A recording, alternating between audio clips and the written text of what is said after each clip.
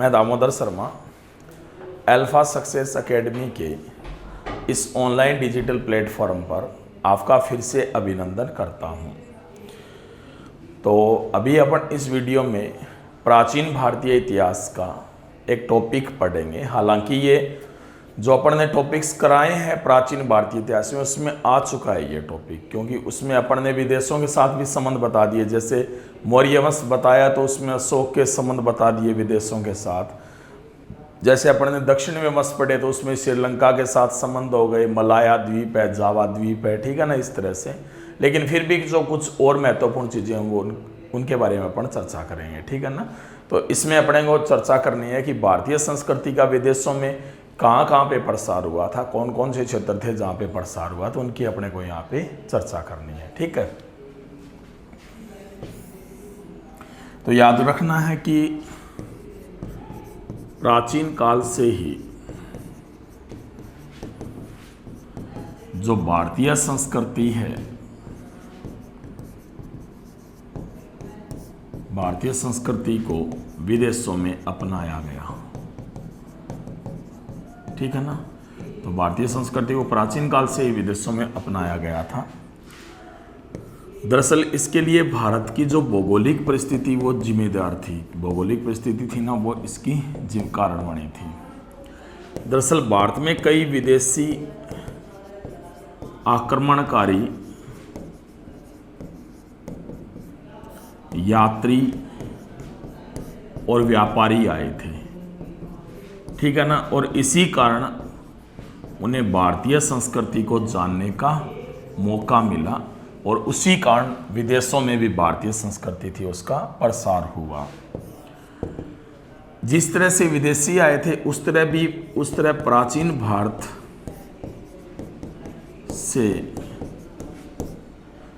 भारत से जो शासक थे या जो राजकुमार थे या कह सकते हैं कि जो धर्म प्रचारक थे वो विदेशों में गए और उन्होंने वहाँ पर भारतीय संस्कृति का प्रसार किया। यानी जैसे विदेशों से आते थे ना, वैसे भारतीय भी वहाँ पर गए थे और संस्कृति का प्रसार प्रारंभ हुआ। भारत की जो संस्कृति है उसका प्रसार अधिकतर मध्य एशिया और दक्षिण पूर्व एशिया में हुआ था, अधिकतर इसमें हुआ था। तो मध्य एशिया के जो क्षेत्र हैं, मध्य एशिया के क्षेत्र, उनमें अपन महत्वपूर्ण देश कौन से मान लेते हैं जिनमें प्रसार हुआ? एक अफगानिस्तान, ठीक है। इसके अलावा इसमें मध्य एशिया क्षेत्र में अपन कह सकते हैं कि आता था चीन वाला क्षेत्र आ सकता है। उसके अलावा बर्मा तक का जो क्षेत्र था, और उसके बाद में प्रसार हुआ था दक्षिण पूर्वी एशिया की बात करें तो बर्मा में, ठीक है। इसके अलावा इंडोनेशिया, तो ये ऐसे कई क्षेत्र थे जहाँ पर भारतीय संस्कृति का प्रसार हुआ था। यहाँ पर जहाँ पे भारतीय संस्कृति का प्रसार हुआ उसे बृहत्तर भारत के नाम से भी जाना जाता है। यानी इसे किस नाम से जाना जाता है? बृहत्तर भारत के नाम से जाना जाता है, जहाँ पे भारतीय संस्कृति का प्रसार संभव हुआ था। तो ये जो क्षेत्र थे ना, ये ऐसे थे जहाँ पर भारतीय संस्कृति फैली थी, ठीक है ना। एक प्रकार से कह सकते हैं कि मध्य एशिया की शहरों की बात करें तो मध्य एशिया के कई शहर थे जो भारतीय संस्कृति का क्या बन गए थे? केंद्र बन गए थे, ठीक है ना। तो आपको इतना याद रखना है कि प्राचीन काल से ही जो भारतीय संस्कृति है ना, उसके बारे में अपन कह सकते हैं कि वो विदेशों में प्रसारित होती रही। और इसके लिए जो भारतीय परिस्थिति थी ना, वो काफ़ी जिम्मेवार थी इसके लिए, ठीक है ना। दरअसल क्या था कि भारत की भौगोलिक परिस्थिति थी, इसी कारण उन्होंने इसको अपनाया था। विदेशी आक्रमणकारी थे, यात्री थे, व्यापारी थे, वो भारत में आए और उन्होंने भारतीय संस्कृति को जाना और इसे अपने क्षेत्रों में प्रसारित किया। इसी तरह से प्राचीन भारत से भी जो शासक है, राजकुमार है या धर्म प्रचारक विदेशों में जाते थे और जो भारतीय संस्कृति है ना, उसका पूरी तरह से प्रसार करते थे। यदि अपन बात करें तो इसका जो प्रसार है वो सर्वाधिक मध्य एशिया और दक्षिण पूर्व एशिया में हुआ, जैसे अफगानिस्तान, चीन है, तिब्बत है, बर्मा है, इंडोनेशिया, ये जो क्षेत्र थे ना यहाँ पर प्रसार हुआ। मध्य एशिया के कई जो क्षेत्र थे ना वो दरअसल भारतीय संस्कृति का है ना केंद्र बन चुके थे, यानी कई जो क्षेत्र ऐसे थे, कई शहर ऐसे थे जिनमें भारतीय संस्कृति का केंद्र थे वो बने हुए थे। कौन कौन से थे उसमें वो पढ़ते हैं अपन अभी।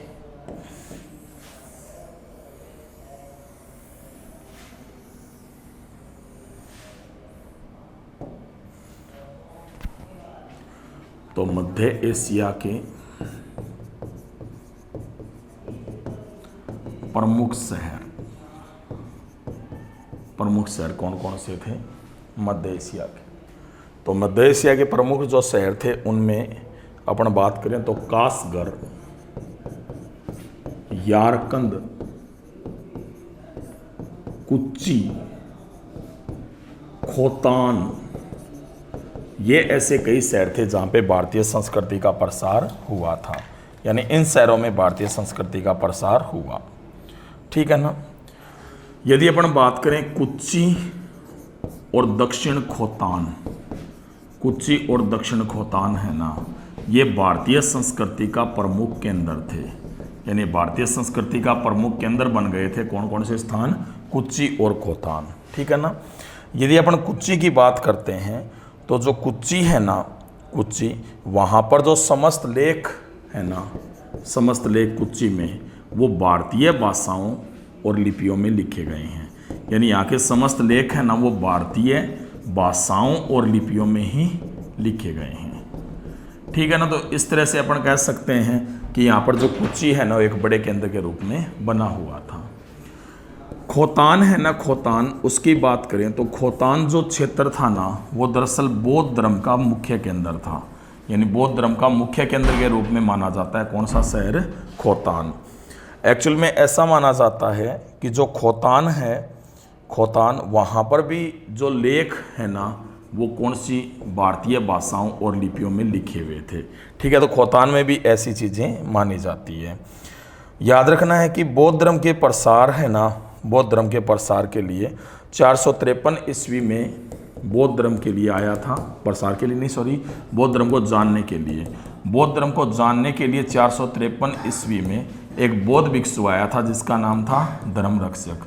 तो ये खोतान में भी पहुंचा था। खोतान में ये इसलिए आया था ताकि ये महापरिनिर्वाण है ना उसकी पांडुलिपि को खोज सके, यानी महापरिनिर्वाण की जो पांडुलिपि थी उसके बारे में इसे पता चला कि ये खोतान में हो सकती है, तो इसीलिए यहाँ पर आया था कौन से शहर में, खोतान में।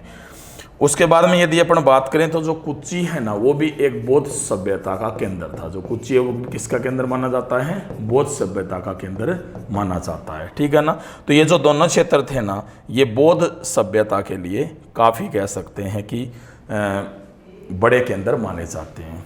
उसके बाद में जब बौद्ध धर्म का प्रसार हुआ ना, बौद्ध धर्म का प्रसार हुआ, जो किसने किया था, सबसे पहले अशोक ने किया था, जिसके बाद में कह सकते हैं कि भारत के चीन, बर्मा, श्रीलंका, इनके साथ है ना सांस्कृतिक संबंध बढ़ गए थे, क्योंकि आपको पता ही है कि यहाँ पर काफ़ी संख्या में बौद्ध हैं और इसीलिए यहाँ पर सांस्कृतिक संबंध थे वो बढ़े थे।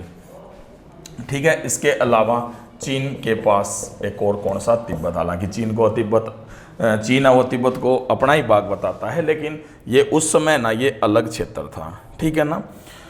यदि अपन बात करें खोतान की, तो खोतान है ना वहाँ पर एक गौतमी विहार है जो बौद्ध धर्म से संबंधित है और ये मध्य एशिया का ये सबसे बड़ा बौद्ध विहार माना जाता है, यानी मध्य एशिया का जो सबसे बड़ा बौद्ध विहार है वो कहाँ पे है, खोतान में है। ठीक है।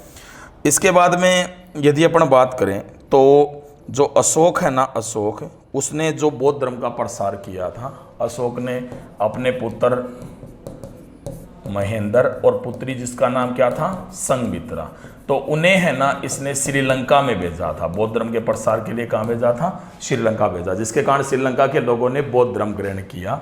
अपन एक बार बर्मा की बात करें तो बर्मा है ना उन्होंने थेरवादी बौद्ध धर्म को अपनाया था। जो थेरवादी तरीका था ना बौद्ध धर्म का, उसे अपनाया गया था किसके द्वारा, बर्मा के द्वारा। तो मैं एक बार दोबारा बता देता हूँ कि जो मध्य एशिया के प्रमुख शहर जो भारतीय संस्कृति का केंद्र थे वो कासगढ़ थे।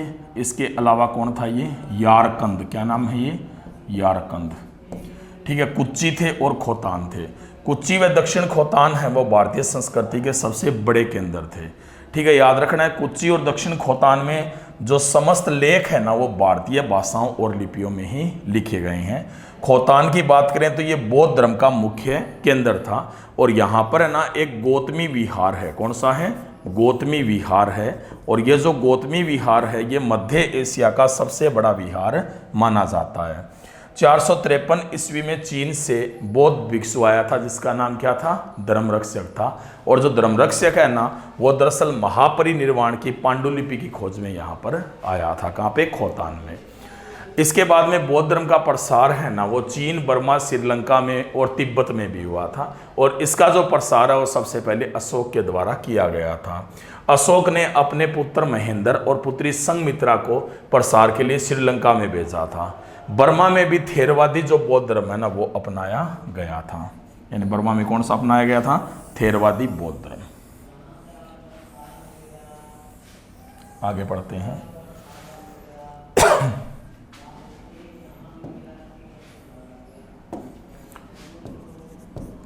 ठीक है। इसके बाद में यदि अपन बात करें तो इसके बाद में यदि श्रीलंका की बात करते हैं या बर्मा की बात करते हैं या चीन की बात करते हैं तो वहाँ पर है ना बौद्ध धर्म के कारण ही एक प्रकार से प्रसार हुआ था। जहाँ भारत में जो बौद्ध धर्म है ना वो लुप्त हुआ, भारत में तो बौद्ध धर्म क्या हुआ, लुप्त हुआ।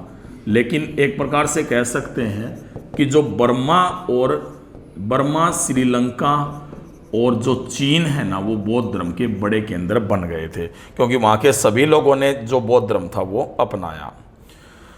दरअसल प्राचीन काल में ही बौद्ध धर्म के जो महान केंद्र थे ना वो मध्य एशिया में ही थे। बौद्ध धर्म के महान केंद्र कहाँ पे थे, मध्य एशिया में थे।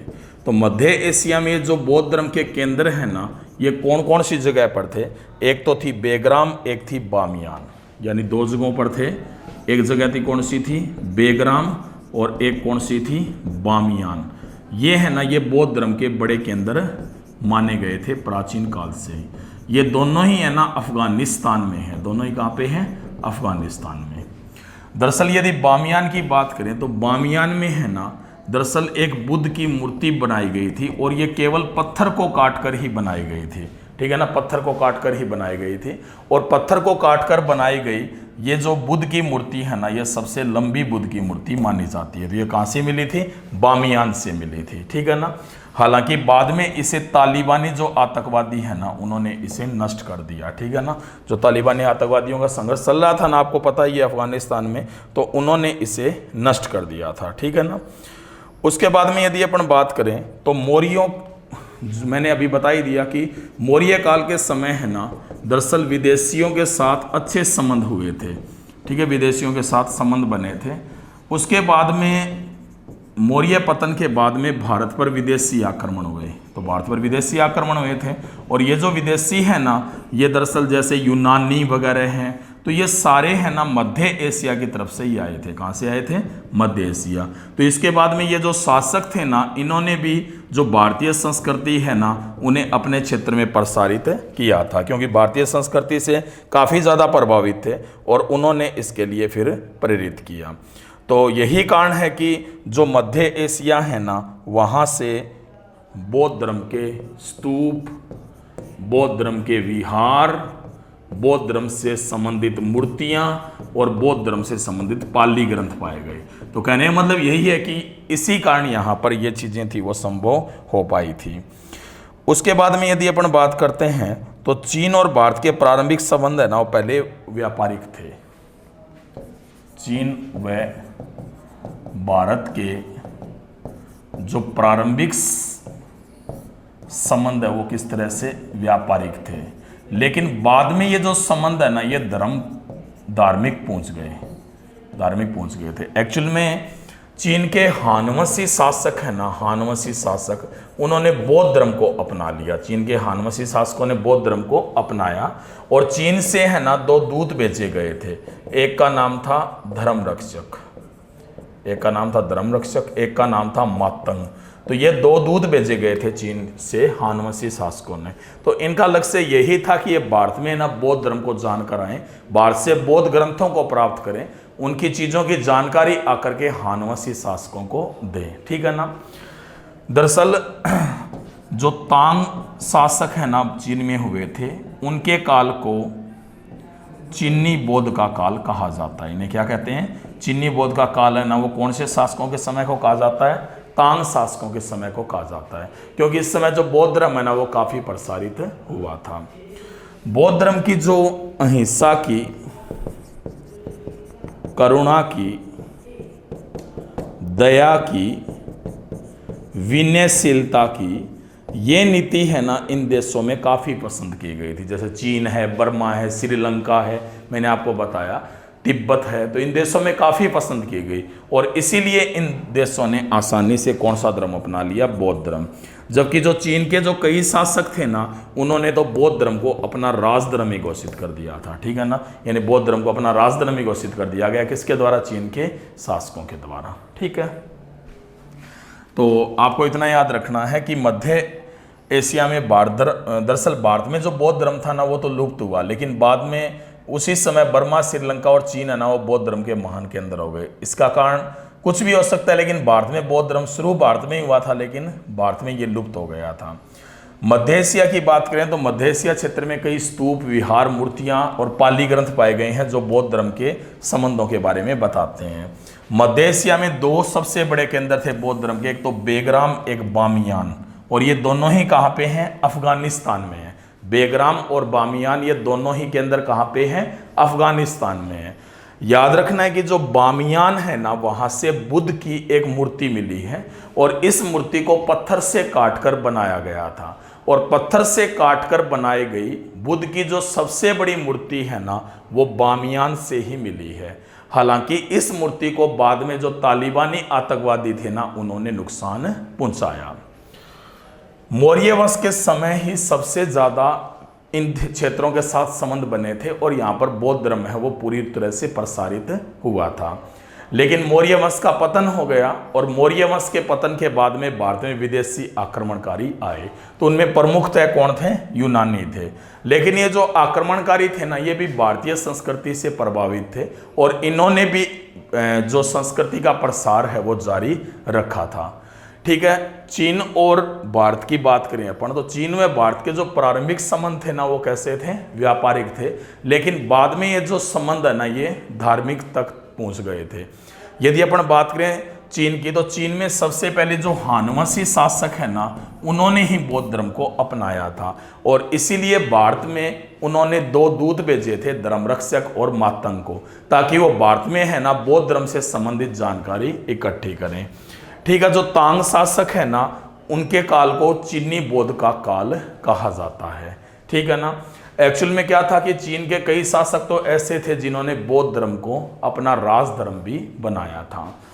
अहिंसा, करुणा, दया, विनयशीलता ये बौद्ध धर्म में थी और ये इसी का कारण बना कि ये धर्म है ना वो अपनाया गया था। ठीक है,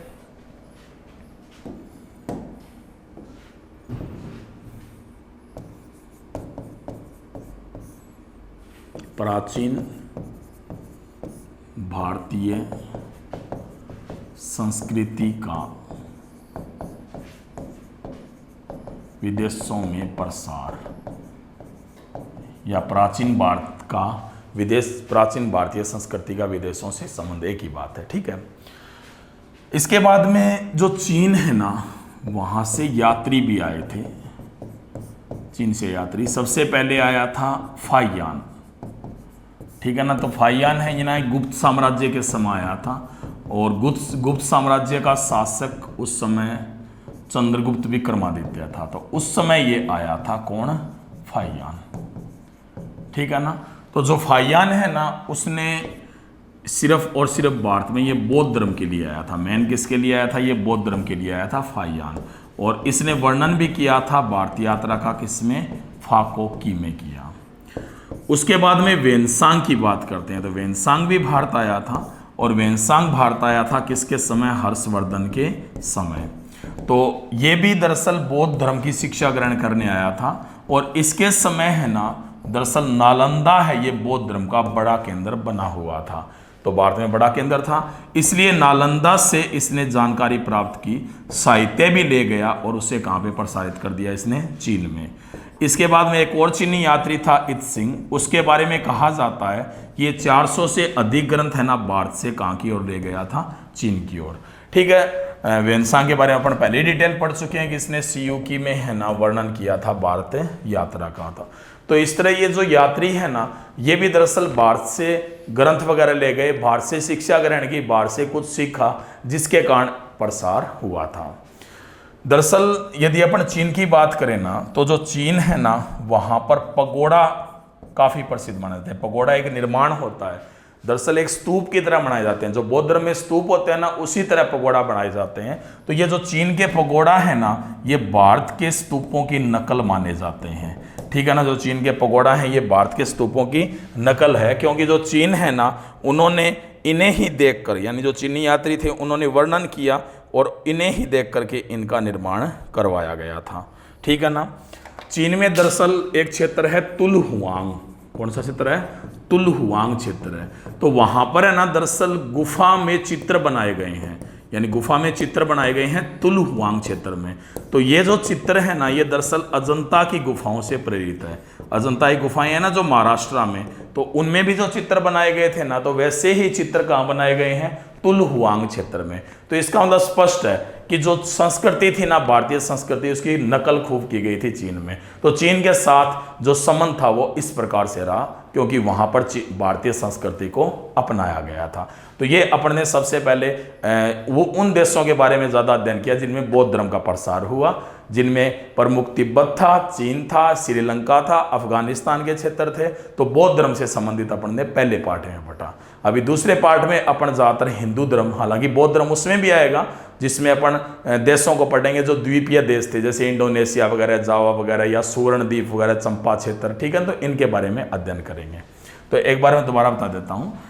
दरअसल भारत में जो बौद्ध धर्म है ना उसे जानने के लिए चीनी यात्री भी आए थे। तो सबसे पहले यहाँ पर अपन बात करते हैं फाहियान की। ठीक है, तो फाहियान है ना ये दरअसल उस समय भारत आया था जब गुप्त साम्राज्य था, और गुप्त साम्राज्य का जो शासक है उस समय उसका नाम क्या था? चंद्रगुप्त विक्रमादित्य। जो फाहियान है ना दरअसल उसने बौद्ध धर्म की शिक्षा ग्रहण की थी और बौद्ध धर्म के बारे में जानने के लिए यहाँ पर आया था। एक्चुअल में इसने भारत यात्रा का वर्णन है ना वो अपने ग्रंथ में किया जिसका नाम क्या था? फा को की था। दूसरी बात करते हैं वेनसांग की। तो जो वेनसांग है ना ये हर्षवर्धन के समय भारत में आया था। ठीक है ना, वेनसांग हर्षवर्धन के समय भारत आया था। तो ये भी बौद्ध शिक्षा प्राप्त करने के लिए आया था, और उस समय भारत में बौद्ध शिक्षा का जो बड़ा केंद्र था वो कौन सा था? नालंदा था। और इसने भारत यात्रा का वर्णन अपने ग्रंथ में किया जिसका नाम क्या था? सियूकी। यानी इस ग्रंथ में इसने भारत यात्रा का वर्णन किया था। याद रखना है कि उसके बाद में जो इत्सिंग है ना वो भी आया था, और ये 400 से अधिक ग्रंथ भारत से चीन ले गया था। तो जिसका मतलब स्पष्ट है कि इन ग्रंथों में भारतीय संस्कृति है ना वही प्रसारित हो रही थी। कहाँ पे? चीन में। चीन में यदि अपन और उदाहरण बताएं भारतीय संस्कृति के, तो एक्चुअल में जो चीन में पगोड़ा है, पगोड़ा यानी ये काफ़ी सुंदर निर्माण माना जाता है पगोड़ा। यह दरअसल भारतीय जो स्तूप है ना बौद्ध धर्म के उन्हीं की नकल मानी जाती है पगोड़ा। यानी जो स्तूप है ना इन्हीं की नकल को क्या कहते हैं? पगोड़ा कहते हैं, जो कहाँ पे हैं? चीन में है। दूसरी बात यह है कि जो चीन है ना वहाँ के तुलहुआंग नामक क्षेत्र में, क्या नाम है? तुलहुआंग। वहाँ पर गुफा के अंदर चित्र बनाए गए हैं, जो दीवारें हैं ना गुफा की तो उन पर चित्र बनाए गए हैं, और ये जो चित्र है ना ये अजंता की गुफाओं के चित्रों की नकल माने जाते हैं। यानी जिस प्रकार से अजंता की गुफाओं में चित्र है ना तो उसी की नकल माने जाते हैं ये चित्र, जो कहाँ पे बने हुए हैं? तुलहुआंग में बने हुए हैं। तुलहुआंग कहाँ पे है? चाइना में। ठीक है, तो इस तरह से चीन के क्षेत्र में भी काफ़ी बड़ा प्रसार हुआ था। किसका? भारतीय संस्कृति का।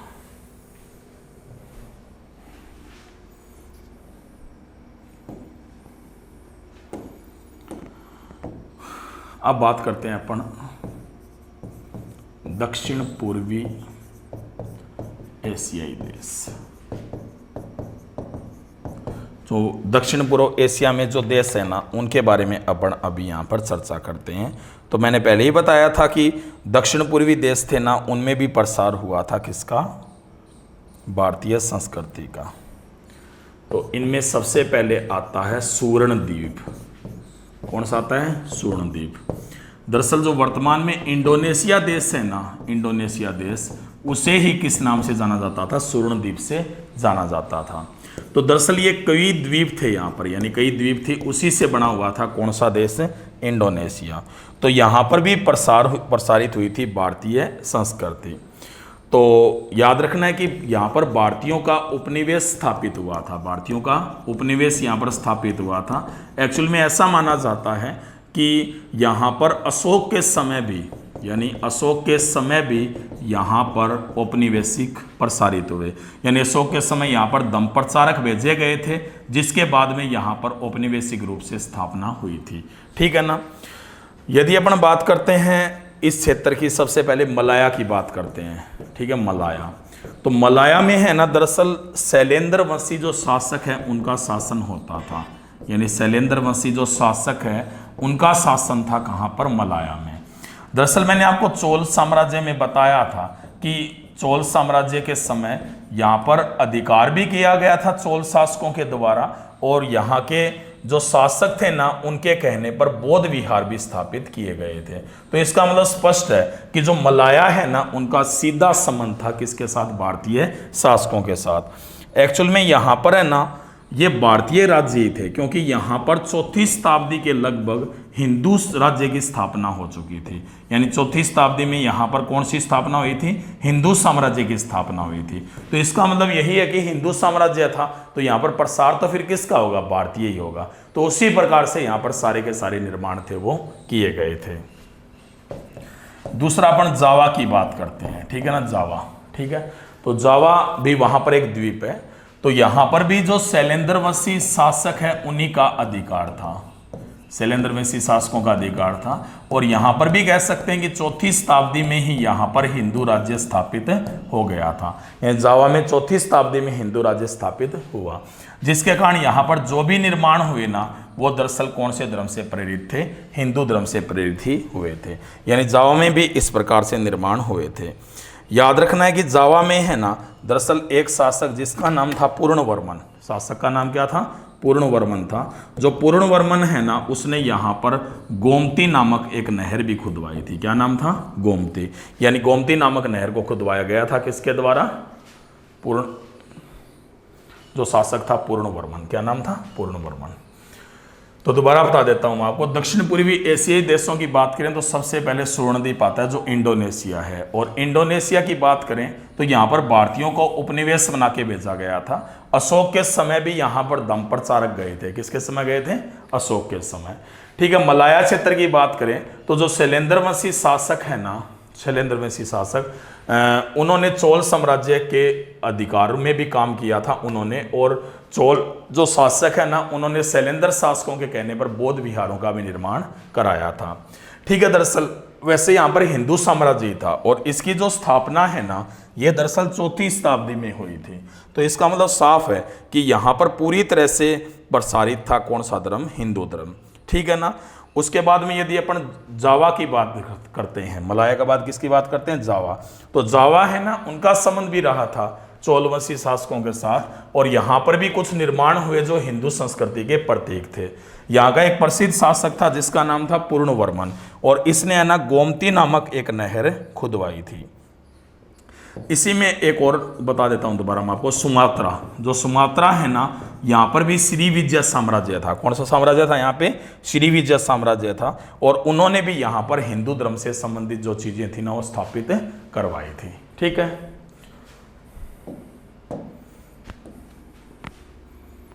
प्राचीन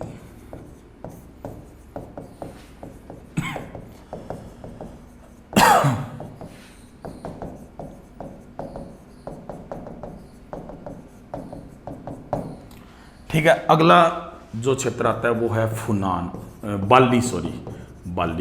तो बाली भी इसी क्षेत्र में आता था, ये भी इंडोनेशिया का ही भाग था बाली। ठीक है ना। तो यहाँ पर क्या है कि हिंदू राज्य की स्थापना यहाँ पर भी हुई थी। दरअसल यहाँ पर कोंडिया शासक भी रहे थे। कौन शासक रहे थे? कोंडिया शासक। और ये जो कोंडिया शासक थे ना, उन्होंने यहाँ पर प्रसार किया था कौन से धर्म का? कोंडिया शासकों के द्वारा यहाँ पर बौद्ध धर्म का प्रसार है वो किया गया था। कहाँ पर? बाली में हुआ था। ठीक है। उसके बाद में यदि अपन श्याम की बात करते हैं, श्याम जिसे थाईलैंड कहते थे, तो थाईलैंड यहाँ पर भी दरअसल हिंदू साम्राज्य रहा था। जो थाईलैंड है ना, यहाँ पर भी हिंदू साम्राज्य रहा था। और यहाँ पर भारतीय संस्कृति का जो प्रसार है ना, वो व्यापारियों के कारण हुआ था। किसके कारण हुआ था? व्यापारियों के कारण। क्योंकि यहाँ पर काफ़ी संख्या में व्यापारी थे ना, वो दरअसल भारतीय भी जाते थे और ये भी आते थे भारत में, और इसी व्यापार के माध्यम से आपस में इनमें व्यापारिक प्रसार होता था। तो व्यापारिक प्रसार के कारण यहाँ पर फिर निश्चित है कि सांस्कृतिक प्रसार था ना, वो भी यहाँ पर संभव हुआ था। ठीक है ना? कहाँ पे? श्याम में। उसके बाद है फुनान। फुनान है ना, दरअसल कंबोडिया का नाम है। किसका नाम है? फुनान, कंबोडिया का। ठीक है ना? यानी कंबोडिया का नाम फुनान है। और जो कंबोडिया है ना, इसे फुनान है ना, वो चीनी भाषा में कहा जाता था। यानी चीनी भाषा में ही इसे क्या कहते थे? फुनान कहते थे। ठीक है ना? कौन से देश को? कंबोडिया को। दरअसल यहाँ पर भी हिंदू धर्म के बड़े केंद्र थे। हिंदू धर्म के बड़े केंद्र माने जाते हैं कंबोडिया में। और यहीं पर यदि अपन बात करें तो यहीं पर कई मंदिर भी मिले हैं। ठीक है ना? यानी कई मंदिर भी मिले हैं। कहाँ पे? कंबोडिया में। तो ये जो मंदिर है ना, ये दरअसल हिंदू धर्म से संबंधित है। तो इसका मतलब साफ है कि यहाँ पर है ना, हिंदू धर्म का बोलबाला था और यह भारतीय संस्कृति का ही प्रसार था, जिसके कारण ये संभव हो पाया था। तो इसी कारण यहाँ पर चीज़ें संभव हुई थी। उसके बाद में है चंपा। चंपा जिसे अन्नान कहते हैं वर्तमान में। चंपा को क्या कहते हैं? अन्नान कहते हैं। तो यहाँ पर क्या है कि माइसोन और पोननगर में मंदिर बने हुए हैं। माइसोन और पोनगर यहाँ पर मंदिर बने हुए हैं चंपा में। और ये जो केंद्र है ना, ये काफ़ी हिंदू संस्कृति का प्रतीक माना जाता है, यहाँ के जो मंदिर हैं। ठीक है। वैसे भी आपको ही पता है कि दरअसल जो अशोक है ना, अशोक, उसकी जो माता है, अशोक की जो माता थी, उसका नाम क्या था? सुभद्रांगी। ये चंपा की ही रहने वाली थी। तो चंपा के साथ संबंध है ना, पहले से ही चले आ रहे थे। ठीक है ना? और जो चंपा है ना, इसे अनान नाम से जाना जाता है। ठीक है। इन्हीं क्षेत्रों में सबसे प्रसिद्ध है ना, वो अंगोरवाट का मंदिर है।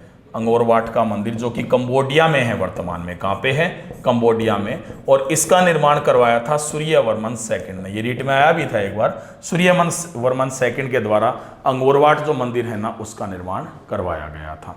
तो ये भारतीय संस्कृति का प्रसार मैंने आपको बताया प्राचीन काल में। ठीक है, समझ गए ना यहाँ तक?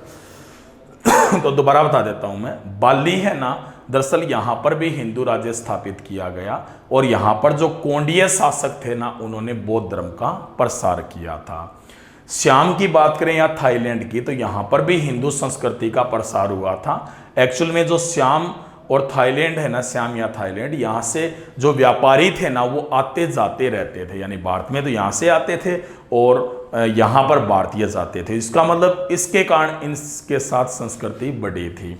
फुनान की बात करें तो फुनान है ना, दरअसल चीन के लोग कंबोडिया को कहते थे, चीनी भाषा का नाम था। तो यहाँ पर भी हिंदू धर्म का बोलबाला था। अब जो कंबोडिया है ना, यहाँ पर वर्तमान में भी कई हिंदू मंदिर हैं जो उस समय की प्राचीन संस्कृति का ये संकेत देते हैं। चंपा की बात करें तो इसे वर्तमान में अनान कहते हैं। यहाँ पर है ना माइसोन और पोननगर, कौन कौन से नाम हैं? माइसोन और पोननगर, ये दो ऐसे क्षेत्र हैं जहां पर मंदिर पाए गए हैं। यानी यहाँ पर मंदिर पाए गए हैं। कहाँ पे? माइसोन और पोननगर में।